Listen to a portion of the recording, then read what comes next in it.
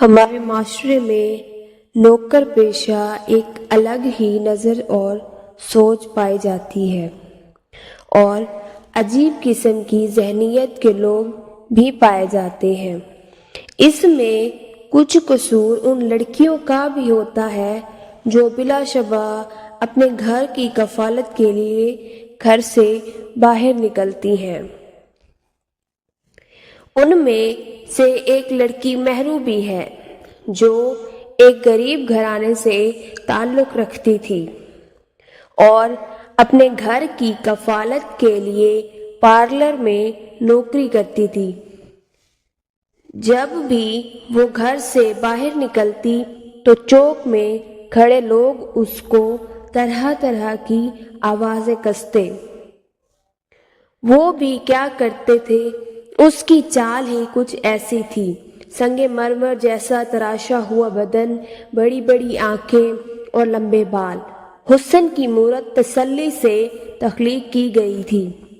محلے میں اس جیسی کوئی نہ تھی۔ عجیب کشش تھی اس میں کہ جو ایک بار دیکھتا مڑ کر ضرور دیکھتا اور خود کو روک نہ پاتا۔ اور مہرو بھی زبان کی تیز تھی، کسی میں اتنی ہمت نہ تھی کہ آگے بڑھ کر مہرو سے بات کر سکے۔ یوں سمجھ لیں کہ مہرو بس دیکھنے کی چیز تھی پر اسے کوئی حاصل نہیں کر سکتا تھا۔ مہرو گاؤں کی رہنے والی لڑکی تھی اور گاؤں میں پلی بڑھی تھی، لیکن بچپن سے اس میں بغاوت کے آثار نظر آتے تھے۔ وہ گاؤں کی زندگی سے چھٹکارا حاصل کرنا چاہتی تھی۔ چھٹکارا حاصل کرنے کے چکر میں اس کے والدین نے اس کی شادی ایک ان پڑھ سے کر دی جس کا نام رشید تھا، جو کہ مہرو کو بالکل بھی قبول نہ تھا، مگر مہرو شادی کو تلخ حقیقت سمجھ کر اپنا چکی تھی اور اپنی آزادی کے خوابوں کو ڈوبتا دیکھ رہی تھی۔ مہرو کا مرد عورت کو پاؤں کی جوتی سمجھنے والا شخص تھا۔ اس کے نزدیک عورت گھر کے کام کاج کرنے والی نوکرانی اور رات کو اس کے جسم کو تسکین دینے والی ایک فحاشہ سے بڑھ کر کچھ نہ تھی۔ مہرو بامشکل رشید کے ساتھ 1 سال زندگی گزار سکی اور ان کی لڑائی جھگڑوں کی وجہ سے ان کی طلاق ہو گئی۔ جہاں دنیا کے لیے طلاق ایک نموشی تھی، وہیں مہرو کے لیے ایک آزادی کا پروانہ تھی۔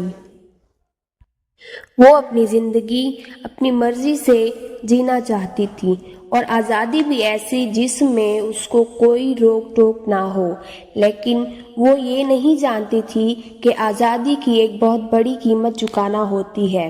جو لوگ آزادی کے طلبگار ہوتے ہیں ان کو بہت کچھ قربان کرنا پڑتا ہے۔ مہرو کی بڑی بہن خالدہ کی شادی لاہور میں ہوئی تھی، لیکن اس کا خاوند بھی مہرو کے خاوند سے کچھ مختلف نہ تھا۔ اس کو صرف بچے پیدا کرنے کا پتہ تھا۔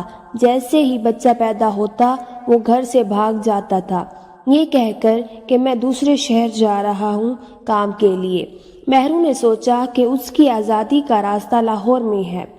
وہ کسی طرح سے اپنے والدین سے اجازت لے کر لاہور چلی گئی۔ چونکہ مہرو کی بہن لاہور میں کرائے کے مکان میں رہتی تھی تو اس کو مہرو کے آنے سے کوئی مسئلہ نہ ہوا، بلکہ اس کو گھر اور بچوں کو سنبھالنے کے لیے بہن مل گئی تھی۔ خالدہ ہمیشہ سے اپنے خاوند کی تعریف کرتی تھی۔ سب کو یہی پتہ تھا کہ وہ اپنے گھر میں خوش ہے۔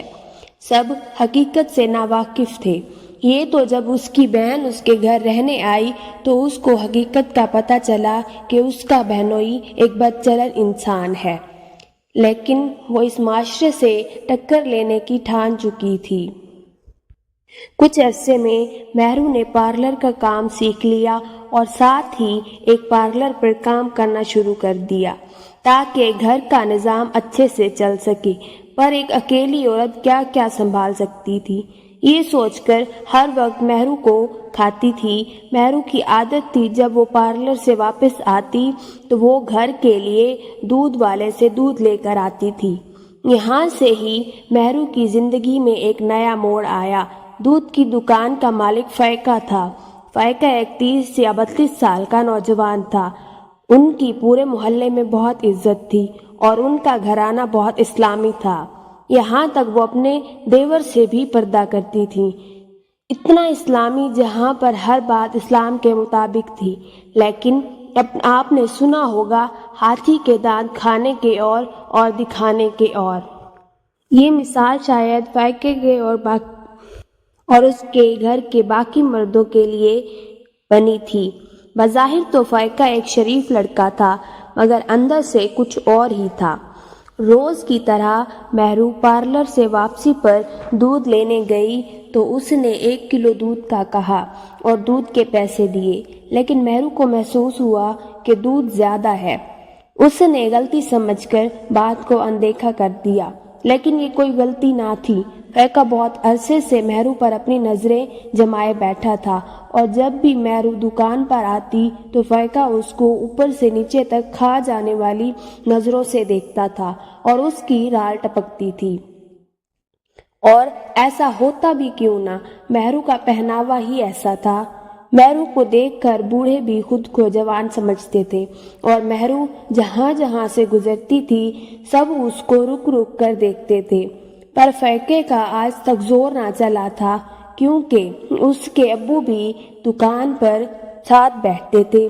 اب کچھ دن سے فائقے کے والد بیمار تھے تو مہرو کے آنے سے پہلے گھر چلے جاتے تھے، اور فائقہ اب شیر ہو گیا تھا اور اس نے ہمت کر کے مہرو کو اشارہ دینے کے لیے دودھ زیادہ ڈال دیا۔ فائقے نے اپنے جال کو مضبوط بنانے کے لیے روزانہ کی بنیاد پر 1 کلو دودھ کے پیسوں میں زیادہ دودھ دینا شروع کر دیا۔ مہرو کو اس بات پر شک ہونے لگا کہ فائقہ کچھ کہنا چاہتا ہے، لیکن دکان پر رش ہونے کی وجہ سے مہرو پوچھ نہ سکی۔ آنکھوں ہی آنکھوں میں بات اور جان پہچان کا سلسلہ بڑھتا گیا۔ ایک دن فائقے نے ہمت کر کے شاپر میں اپنا نمبر ڈال ہی دیا اور بولا کہ مجھے کال کرنا، اندھا کیا مانگے 2 آنکھیں۔ وہ بھی فائقے کے جذبات ابھرنا شروع ہو گئے تھے، مگر کوئی ایسا موقع نہ مل رہا تھا کہ وہ جذبات حقیقت کا روپ دھار سکے۔ مہرو نے گھر آ کر معاملات کو نمٹا کر فائقے کو میسج کر دیا۔ فائقہ جو اپنا جال پہلے ہی بچھا کر بیٹھا تھا کہ کب شکار ہاتھ آئے اور حملہ آور ہو جاؤ۔ میسج دیکھ کر تو فائقے کی جیسے عید ہو گئی، اس کی خوشی کا کوئی ٹھکانہ نہ رہا اور اس نے جلدی جلدی جواب بھیجا۔ باتوں کا سلسلہ بڑھتا گیا اور بات میسج سے کال پر آ گئی، اور دونوں کی نفسیاتی خواہشات بڑھنے لگی۔ دونوں ملاپ کے خواب دیکھنے لگے اور اب مہرو کو دودھ لینے دکان پر جانے کی بھی ضرورت نہیں پڑتی تھی۔ فائقے کا نوکر مہرو کے گھر دودھ دے جاتا تھا اور پیسے بھی نہیں لیتا تھا۔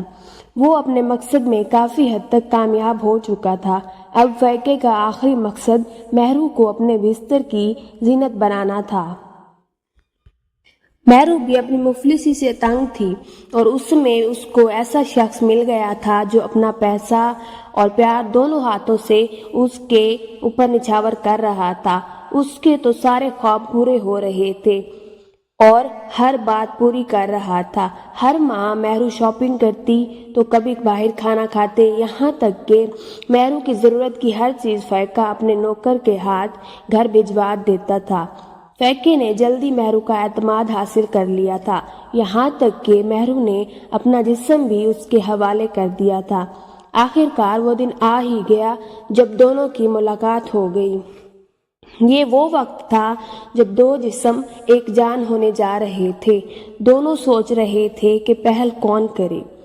تبھی فائقے کا صبر جواب دے گیا اور وہ مہرو کی طرف لپٹ پڑا اور مہرو کو اپنی باہوں میں اٹھایا اور بیڈ پر پھینک دیا۔